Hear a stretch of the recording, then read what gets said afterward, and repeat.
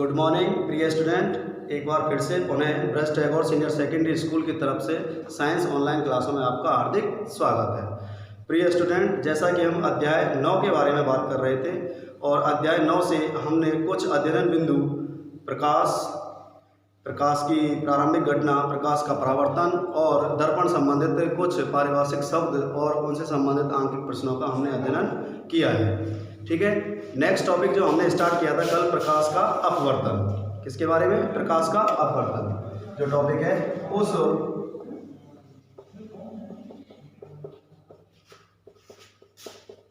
प्रकाश का अपवर्तन। हाँ भाई सुनिए ध्यान से, प्रकाश के अपवर्तन की कल मैंने आपको परिभाषा बताई थी। प्रकाश के अपवर्तन के लिए जो हमें स्थितियां चाहिए वो स्थितियों के बारे में मैंने आपसे बात की थी। तो प्रकाश के अपवर्तन की परिभाषा, माध्यमों के बारे में बताया, प्रकाश के अपवर्तन का कारण वो भी आपको बताया था भाई अपवर्तन का कारण क्या होता है, और अपवर्तन के कारण के साथ साथ यह घटना दो स्थितियों में संपन्न होती है। एक माध्यम सघन से विरल की ओर, एक माध्यम विरल से सघन की ओर। तो दोनों माध्यमों में आपतन कोण की ज्या का मान अपवर्तन की कोण की ज्या से कम या अधिक होता है। ये मैंने आपको अच्छे तरीके से समझाया था। नेक्स्ट टॉपिक जो है हमारा इसी से संबंधित, एक कांच का हम एक आयताकार स्लैब से अपवर्तन, तो इसी से संबंधित है हमारा एक कांच का आयताकार स्लैब लेते हैं हम से अपवर्तन। हाँ भाई देखो सुनो, बिल्कुल साधारण सी बात है कि एक हमने कांच का एक आयताकार, ये हमने एक स्लैब ABCD,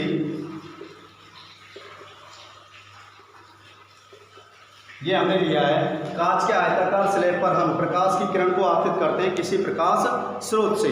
प्रकाश स्रोत से हम प्रकाश की किरण डालेंगे। प्रकाश की किरण पहले एयर से यानी कि वायु से किसमें प्रवेश करेगी? कांच में। और कांच के आयताकार स्लैब जो एक टुकड़ा है उससे बाहर निकलेगी। निकलने के पश्चात फिर पुनः वो कहाँ जाएगी? वायु में। इसके द्वारा देखो कैसे,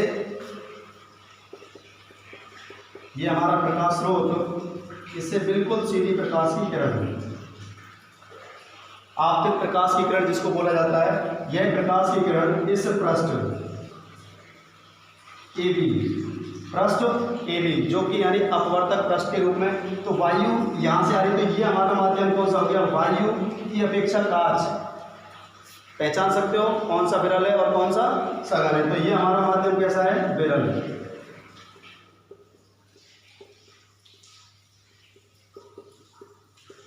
ठीक है, और जैसे ही यहाँ पर प्रवेश कर रही है तो ये हमारा माध्यम कौन सा हो गया?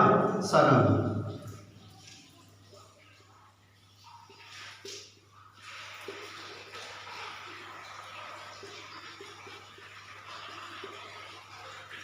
ठीक है, विरल माध्यम से सघन माध्यम, आप दोनों स्थितियां मैंने आपको बता चुका हूं कि विरल से सघन की ओर प्रकाश की किरण जाती है तो प्रकाश की किरण का वेग क्या होता है? कम। और प्रकाश की किरण का वेग कम होने के कारण ये हमारा बिंदु आपतन बिंदु, जिससे ये खींचा गया हमारा लंब। निकलना तो इस प्रकाश की किरण को ऐसे चाहिए, ठीक है, लेकिन ये प्रकाश की किरण जैसे ही एक माध्यम से दूसरे माध्यम में प्रवेश करेगी तो प्रवेश करने के पश्चात इस प्रकाश की किरण का वेग क्या होता जाएगा?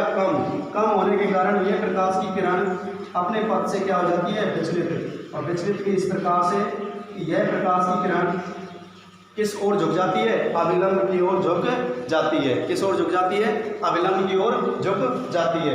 अभिलंब की ओर झुक जाएगी तो इसका मतलब यहाँ पर आपतन कोण की ज्या का मान साइन कोण I का मान अपवर्तन कोण की ज्या साइन कोण R से क्या होता है? अधिक होता है। इस स्थिति में यही प्रकाश की किरण पूरे किससे? कांच में से अब पुनः यहाँ पर तो कंडीशन हमारी कौन सी थी? विरल से सघन माध्यम है, विरल से सघन माध्यम है। तो अब पुनः यही प्रकाश की किरण सघन माध्यम से कहाँ जाएगी? विरल माध्यम में। तो ये वही आपतन बिंदु, इससे खींचा गया ये लंब,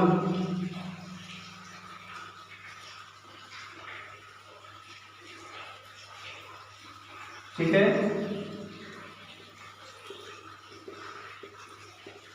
अविलंब फर्स्ट, ये अविलंब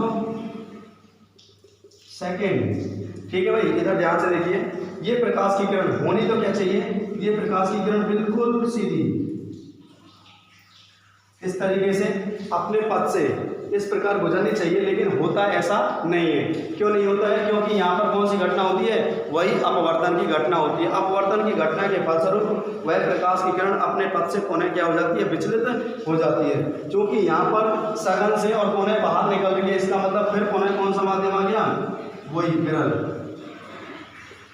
कौन सा माध्यम आ गया भाई, विरल माध्यम।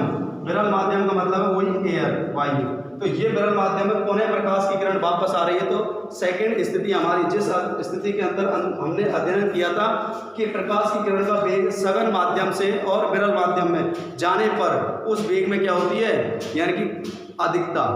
क्योंकि यहाँ पर उस वेग का मान कम था और वेग जैसे ही वो प्रकाश किरण यहाँ निकलेगी विरल माध्यम में, तो प्रकाश किरण का वेग हो जाएगा अधिक। अधिक होने के कारण वह प्रकाश की किरण अविलंब से क्या हटती जाती है, दूर हटती जाती है प्रकाश की किरण। तो ये इस प्रकार इस कांच से और पुनः किसमें, वायु में प्रकाश की किरण इस प्रकार से निकलती है। अब आप देखिए, सुनिए, यहाँ पर दोनों स्थितियाँ एक साथ हमारे हुई है। तो यहाँ पर इस स्लैब से प्रकाश की किरण को हमने निकाला है। निकालने के पश्चात ये हमारी निर्गत प्रकाश की किरण है, जो इस तरीके से, ठीक है। अपवर्तन होने के पश्चात दो स्थितियों में, दोनों में प्रकाश की किरण का पथ विचलित हुआ और अपने पथ से विचलित होने के पश्चात अब आपको यहाँ पर कुछ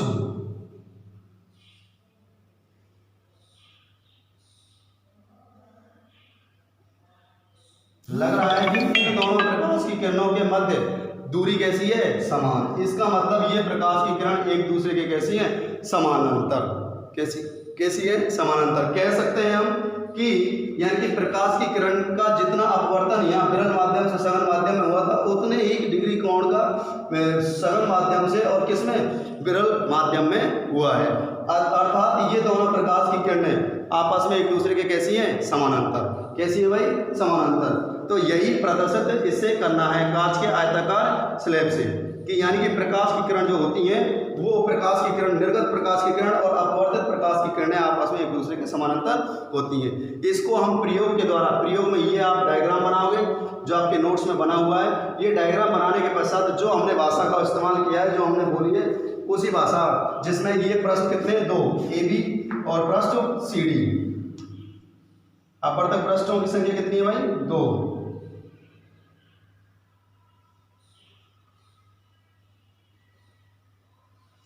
ठीक है भाई, अपवर्तक पृष्ठों की संख्या कितनी है, 2। तो अपवर्तक पृष्ठों से ये, इसको आप आपतन बिंदु O और इसको आपतन बिंदु O डैश मान सकते हो। तो इन मानी हुई प्रकाश की किरणों के द्वारा इस चीज को आप प्रयोग को समझा सकते हो। उम्मीद करता हूँ आपको समझ में आ गया होगा कांच के आयताकार स्लैब से अपवर्तन किस प्रकार होता है। यानी कि इस आयताकार स्लैब से जो अपवर्तन है, उस अपवर्तन में प्रकाश की किरण प्रारंभिक प्रकाश की किरण के कैसे होती है, समानांतर होती है। कैसे होती है भाई, समानांतर। ठीक है, ठीक है भाई। अब अपन नेक्स्ट टॉपिक बात करते हैं अपवर्तन के, अच्छा, अपवर्तन के नियम। हमारा नेक्स्ट टॉपिक क्या है, अपवर्तन के नियम।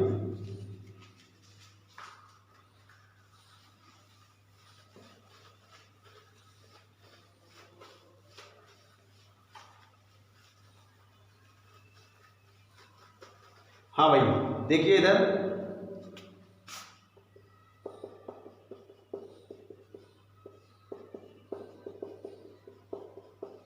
जैसे हमने परावर्तन के नियम, परावर्तन की घटना हमने पढ़ी थी, परावर्तन के नियम हमने पढ़े थे, उसी आधार पर हम अपवर्तन के नियमों की भी बात करते हैं। अपवर्तन के नियम भी कितने हैं, 2। नियम नंबर फर्स्ट वही है कि जैसा वहाँ पे तुलनात्मक आप यदि पढ़ोगे तो आपको आसानी रहेगी याद करने में भी और समझने में भी। पहला नियम है कि आपतित किरण, वहाँ पर परावर्तित किरण थी, आपतित किरण कौमा अपवर्तित किरण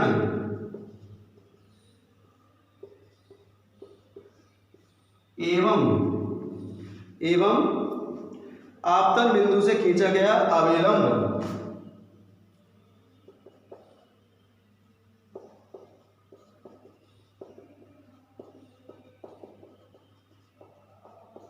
खींचा गया अविलंब,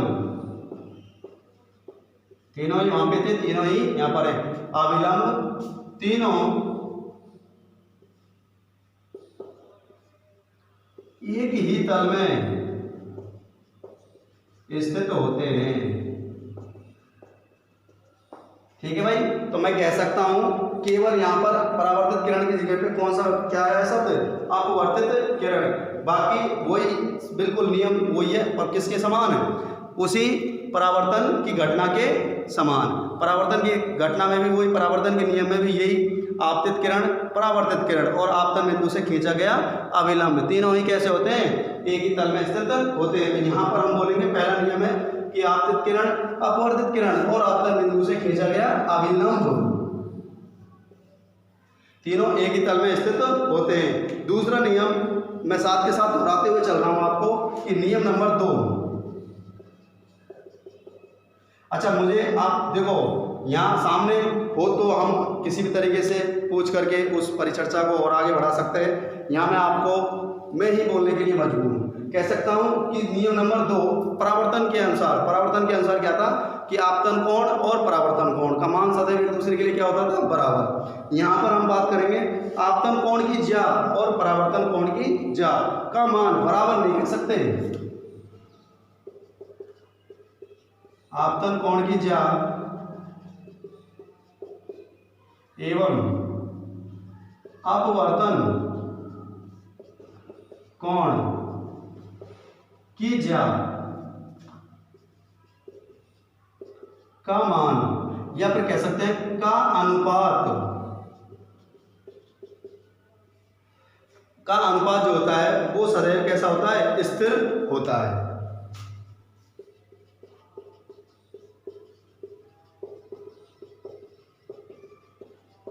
स्थिर का मतलब है क्या कि एक स्थिरांक के मान के बराबर होता है, अर्थात मैं इसको ऐसे भी लिख सकता हूं, साइन कोण आई बटे साइन कोण आर बराबर स्थिरांक। ठीक है, यानी कि एक स्थिरांक के मान के बराबर होता है। इसी को एक दूसरा नाम दिया गया है, इसी को अपन कहते हैं स्नेल का नियम। कौन सा नियम कहते हैं, स्नेल का नियम। क्या कहते हैं भाई, स्नेल का नियम। आपको ध्यान रखना, आपसे पूछा जाए 1 नंबर का प्रश्न कि स्नेल का नियम क्या होता है, तो स्नेल का नियम क्या है, यानी इस नियम के अनुसार आपतन कोण की ज्या का मान और अपवर्तन कोण की ज्या का जो अनुपात होता है वो सदैव स्थिर होता है या स्थिरांक मान के समान होता है। यहाँ पर इस स्थिरांक को हम किससे, इस स्थिरांक को हम अपवर्तनांक से भी, स्थिरांक को हम किससे, अपवर्तनांक, अपवर्तन की घटनाएं से भी प्रदर्शित कर सकते हैं। कहने का मतलब है कि माध्यम 1 और माध्यम 2, भाई साइन कोण आई एक माध्यम की और साइन कोण आर दूसरे माध्यम, एक माध्यम का दूसरे माध्यम में जो अनुपात है, सापेक्ष मान है, वही क्या कहलाता है, अपवर्तनांक। इसी आधार पर यहां पर लिख सकते हो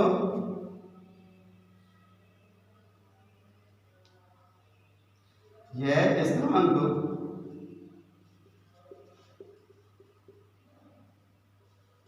अपवर्तनांक कहलाता है। ठीक है भाई, क्या कहलाता है, अपवर्तनांक। अपवर्तनांक की अगर मैं परिभाषा निकालूं अब आपको, देखो अपवर्तनांक कहते कैसे हैं। अपवर्तनांक का मतलब है कि आपका जैसे नेक्स्ट टॉपिक यहाँ पर निकल करके आ जाता है, ये तो नियम आपके समाप्त हो गए यहाँ पर, नियम नंबर 1 और नियम नंबर 2, जिसको स्नेल का नियम भी कहते हैं। ठीक है भाई, ये आपके नियम समाप्त। अब आपका यहाँ पर निकल कर आता है नेक्स्ट टॉपिक अपवर्तनांक। अपवर्तनांक कहते हैं कि माध्यम 1 का माध्यम 2, भाई दोनों माध्यमों में एक माध्यम का दूसरे माध्यम के सापेक्ष मान, चाहे वो कोण में हो चाहे वो प्रकाश किरण के वेग में हो, वो हमारा क्या कहलाए, अपवर्तनांक कहलाता है। और इस अपवर्तनांक को हम म्यू से प्रदर्शित करते हैं। किससे प्रदर्शित करते हैं, म्यू से प्रदर्शित करते हैं। यदि अब इसके लिए देखो आपको ध्यान रखना है, ये नियम आपको समझ में आ गया, इसको मैं मिटा देता हूँ। भाई देखो एक बार और दोहरा देता हूँ आपके लिए, अपवर्तन के नियम 2। नियम नंबर 1, आपतित किरण, अपवर्तित किरण और आपतन बिंदु से खींचा गया अभिलंब तीनों एक ही तल में स्थित होते हैं। साथ के साथ नियम नंबर 2, आपतन कोण की ज्या और अपवर्तन कोण की ज्या। आपतन कोण की ज्या साइन कोण आई, अपवर्तन कोण की ज्या साइन कोण आर का अनुपात जो होता है वो सदैव स्थिरांक होता है या स्थिर होता है, अर्थात साइन कोण आई अपॉन साइन कोण आर और बराबर किसके, स्थिरांक के। इसी को नियम नंबर 2 को ही हम क्या कहते हैं, स्नेल का नियम भी कहते हैं। आपको 1 नंबर का प्रश्न बिल्कुल सीधा सा मिलेगा, स्नेल का नियम क्या है, तो उसमें आपको यही बताना है बस, ठीक है। इसी को स्नेल का नियम कहते हैं। तो ये तो हो गई अपवर्तन के नियम। अब यहाँ से इस स्थिरांक को हम किससे परिभाषित कर रहे हैं या फिर किसके समान हम इसको मान रहे हैं, हम मान रहे हैं इसके किसको, अपवर्तनांक हमने शब्द दिया है। तो अब अपवर्तनांक की नेक्स्ट टॉपिक मिटा देता हूं मैं इसको।